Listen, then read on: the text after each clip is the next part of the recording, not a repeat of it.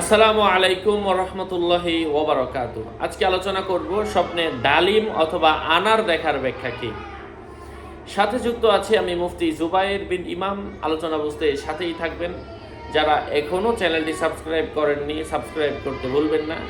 Verify চ্যানেলের description বক্সে click করলে পেজ এবং আইডি আসবে। এটা ছাড়া আলাদা অন্য কোনো পেজ নেই, আইডি নেই, ইমো নেই, হোয়াটসঅ্যাপ নেই, টিকটক নেই। নাম ছবি দেখে বিভ্রান্ত হওয়া যাবে না। প্রত্যেক ভিডিওতে আলাদা আমি সাবধান করি, সতর্ক করি। স্বপ্নে ডালিম অথবা আনার স্বপ্নে দেখা স্বপ্নদ্রষ্টা সঞ্চয়কৃত সম্পদের অর্থ বহন করে। ডালিম কখনো বসতিপূর্ণ এলাকা, আবার কখনো কখনো বাক শক্তিহীন কোনো ব্যক্তিকে বোঝায়। আবার কখনো কখনো ডালিম দেখা পুরুষত্বের আলামত। আবার কখনো নারীর অর্থ বোঝায়। টক ডালিম দেখা দুঃখ, কষ্ট ও বিষণ্ণতার আলামত।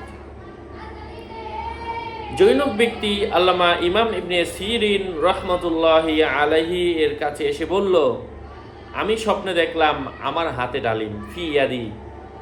ইবনে সিরিন বললেন, এটা হলো এমন নারী তুমি যাকে বিয়ে করবে, যা তোমার হস্তগত রয়েছে, যা তোমার আশপাশে আছে।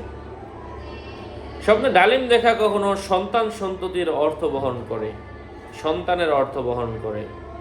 আবার কখনো গভর্নরের জন্য বসতিপূর্ণ দেশ, হস্তগত হওয়ার ইঙ্গিত অথবা ব্যবসায়ীর ক্ষতি উদ্দেশ্য।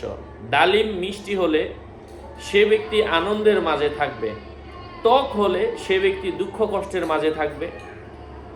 আনার বিক্রি করতে দেখলে স্বপ্নদ্রষ্টা ব্যক্তি পরকালের উপর দুনিয়াকে প্রাধান্য দিবে। স্বপ্নে আনারের খোসা খেতে দেখা স্বপ্নদ্রষ্টা সুস্থতা অর্জন করবে। আবার আনার নিংড়ানো এবং এটার রস পান করার ব্যাখ্যা হলো ব্যক্তির ভরণ পোষণ তার নিজের উপর বর্তাবে। আনার গাছ দেখা আত্মীয়তা ছিন্নের আলামত বুঝতে হবে। তবে যে ব্যক্তি স্বপ্নে দেখেছে তার কথা যদি ভিন্ন কোনো স্বাদের হয়ে থাকে, তাহলে এর ব্যাখ্যার মধ্যেও ভিন্নতা আসবে। আশা করছি এ বিষয়গুলো নিয়ে উপকৃত হয়েছেন। আরও আপডেট পেতে সাথেই থাকবেন। সকলের মঙ্গল কামনা করে এখানে শেষ করছি। দেখা হবে অন্য কোনো এপিসোডে। আসসালামু আলাইকুম ওয়া রাহমাতুল্লাহি ওয়া বারাকাতুহু।